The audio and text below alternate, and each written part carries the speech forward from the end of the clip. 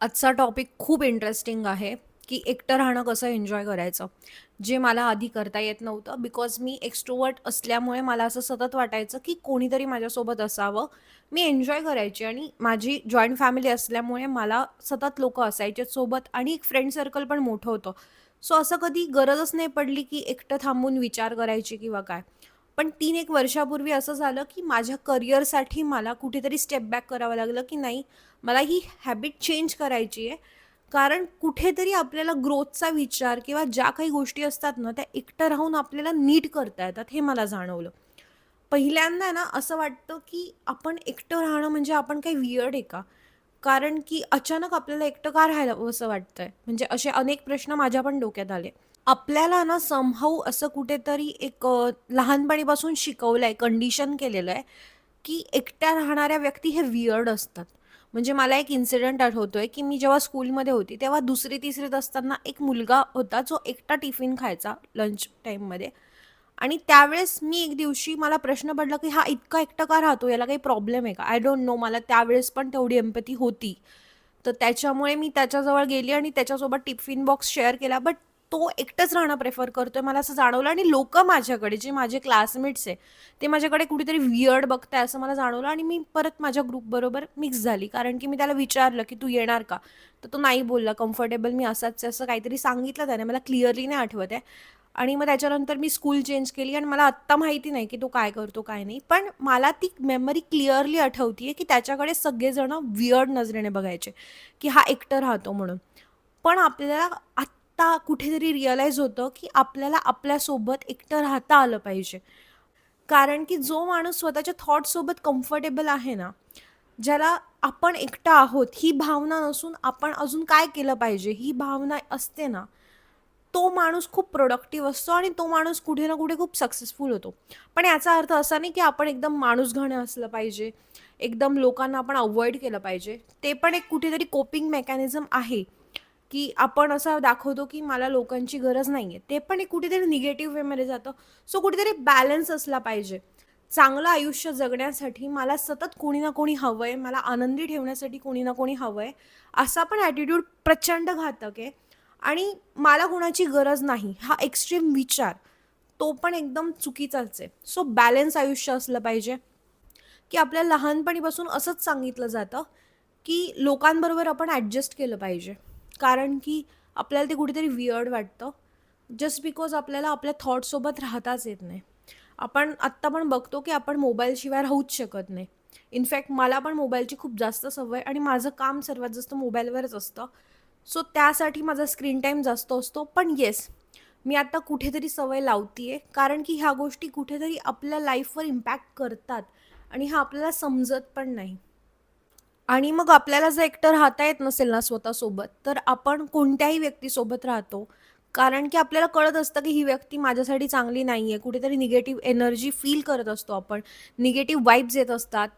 त्या व्यक्तीसोबत आपल्याला कम्फर्टेबल वाटत नसतं. ती व्यक्ती आपला ॲडव्हांटेज घेतीये, आपल्या चांगल्या स्वभावाचा पण फायदा घेतीये. हे सगळं समजत असून सुद्धा आपण प्रेफर करतो त्याच व्यक्तीसोबत राहणं. कारण की आपल्याला माहितीच नसतं, की आपण एकटं कसं चांगल्या पद्धतीने जगू शकतो किंवा आपण छान पद्धतीने आयुष्य जगू शकतो. आपल्याला कुणाची एवढी गरज नाहीये, की आपण प्रत्येक आपली जी शांतता आहे, आपलं जे नॉर्मल लाईफ आहे, त्या गोष्टी पण आपण कुठेतरी रिस्कवर ठेवू आणि आपण त्या व्यक्तीसोबत राहू. आणि most of the toxic relations याच्याचमुळे होतात कारण की आपल्याला त्या व्यक्तीची फक्त सवय झालेली असते. मग ती फक्त रिलेशनशिपमध्ये नाही, कधी-कधी फ्रेंडशिपमध्ये पण ती गोष्ट येते किंवा रिलेटिव्हजमध्ये पण येते, की आपल्याला तिथे कम्फर्टेबल वाटत नाही, पण जस्ट बिकॉज आपल्याला माहितीच नसतं आणि म्हणून आपण ते रिलेशन कुठेतरी ड्रॅग करतो आणि आपण स्वतःला खूप हार्म करतो. आणि ही जर्नी खूप इझी नाही आहे बिकॉज आपल्याला स्वतःला सुद्धा काही गोष्टी नव्याने जाणवतात स्वतःबद्दल. तेव्हा ते खूप अनकम्फर्टेबल वाटतं, पण आपल्याला स्वतःला ते ॲक्सेप्ट करावं लागतं, ॲब्झॉर्ब करावं लागतं, की मी अशी व्यक्ती आहे. काइंड राहावं लागतं स्वतःसाठी. आपण आहे ना दुसऱ्यांसाठी खूपदा काइंड असतो. आपण दुसऱ्यांचे प्रॉब्लेम्स एकदम सॉल्व्ह करायला नेहमी तयार असतो. पण when it comes to us ना, आपण काय करतो, कोणी ना कोणी शोधतो. आपण त्या व्यक्तीला कॉल करतो. काही छोटं-मोठं झालं का आपल्याला कोणीतरी हवं असतं. आणि ह्याचा ना खूप फायदा घेतला जातो बाहेरच्या जगामध्ये आणि तेव्हा असं वाटतं, की माझ्याच बरोबर वाईट गोष्टी का घडतात?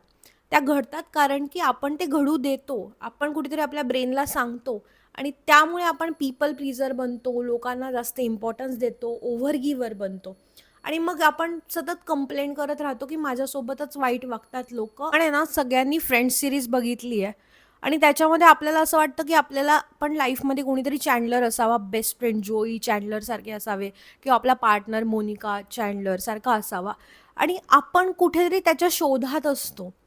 पण आपण हा विचार नाही करत, की जर आपणच आपल्यामध्ये खुश नाहीये, तर दुसरी व्यक्ती आपल्यासोबत का राहील? ती बेस्ट पर्सन आपल्यासोबत का राहील? जर आपणच आपल्याला समजून नाही घेत, आपणच कुठेतरी लव्ह सीक करतोय रादर दॅन आपण स्वतः एक कुठेतरी स्वतःला चांगलं ट्रीट करतोय.